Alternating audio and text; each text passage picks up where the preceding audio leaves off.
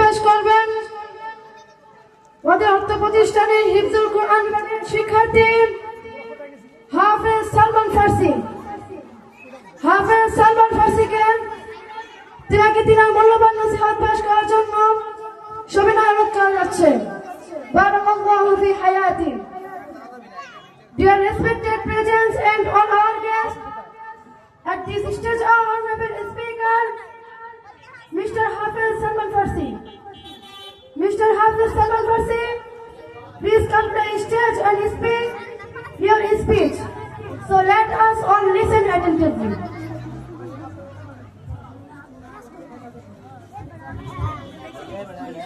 Assalamu alaikum wa rahmatullahi wa barakatuh.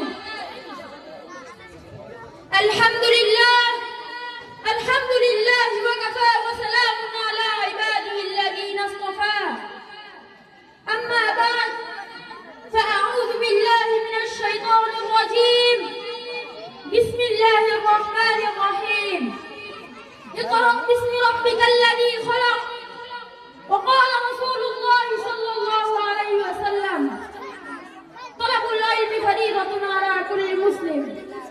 মুহতারাম হাজিরিন, Mohammadia international হিফজুল কোরআন মাদ্রাসা কর্তৃক আয়োজিত আজকের এই মাহফিলের সম্মানিত সভাপতি, প্রধান অতিথি, বিশেষ অতিথি ও দূর দূরান্ত থেকে আগত সম্মানিত মেহমানবৃন্দ, সকলকে জানাই মোহাম্মদিয়া ইন্টারন্যাশনাল হিফজুল কোরআন মাদ্রাসার পক্ষ থেকে আন্তরিক শুভেচ্ছা ও অভিনন্দন।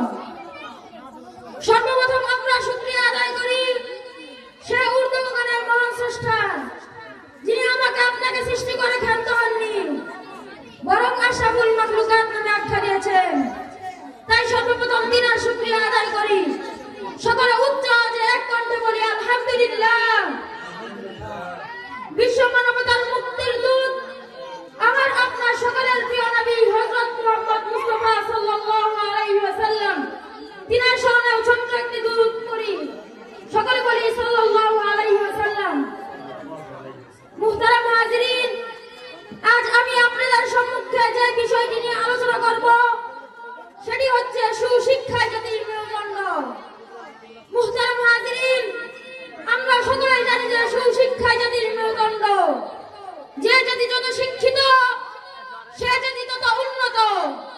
শিক্ষাই হচ্ছে একমাত্র উন্নতির চাবিকাঠি। শিক্ষা ছাড়া কোনো জাতি উন্নতির উচ্চ শিখরে পৌঁছতে পারে না। মুহতারাম হাজিরিন, শিক্ষায় পিছিয়ে থাকলে জাতি তার গতি হারিয়ে ফেলে। ফলে মূর্খদের কারণে নিজেদের অস্তিত্ব অন্য জাতির নিকট বিলীন করাকে দ্বিধাবোধ করে না। মুহতারাম হাজিরিন, শিক্ষায় জাতির মেরুদণ্ড, এই কথা দ্বারা উদ্দেশ্য হলো ইসলামী শিক্ষা।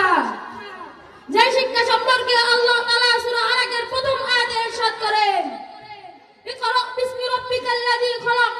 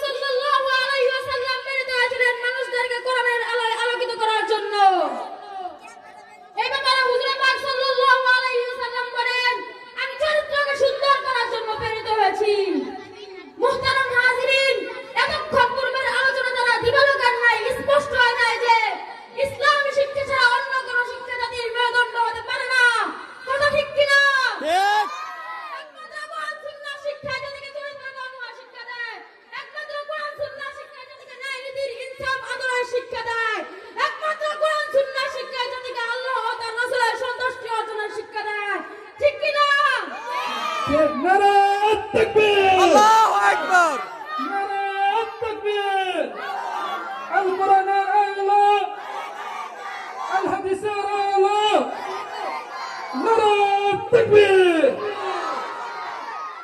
মুহতারাম হাজিরিন, শুধু তাই নয়, যে শিক্ষা অর্জন করে হযরত আলী হয়ে গিয়েছে আসাদুল্লাহ, যে শিক্ষা অর্জন করে হযরত উসমান হয়ে গিয়েছে জিন্নুরাইন, যে শিক্ষা অর্জন করে হযরত আবু বকর হয়ে গিয়েছে সিদ্দিক আকবর, সেই শিক্ষাই হচ্ছে জাতির মেরুদণ্ড, ঠিক কিনা?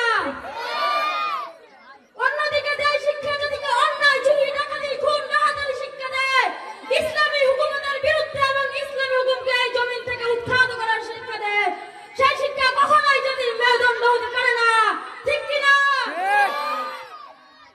মুহতারাম হাজিরিন, জমিনের উপরে আসমানের নিচে আজও ইসলাম শিক্ষা আছে বলে আজও মিনার থেকে আযানের আওয়াজ ভেসে আসে, আজও মসজিদ মাদ্রাসাগুলো অক্ষত রয়েছে, কিন্তু দুঃখের সাথে বলতে হয় আজ ইসলামী শিক্ষা এত প্রয়োজন থাকে সত্ত্বেও 90% মুসলমানদের দেশে কিছু নাস্তিক বুদ্ধিজীবী তারা বানর মার্কা শিক্ষায় শিক্ষিত হয়ে আশরাফুল মাখলুকাত মানুষকে বানরের সাথে তুলনা দেয়, ঠিক কিনা?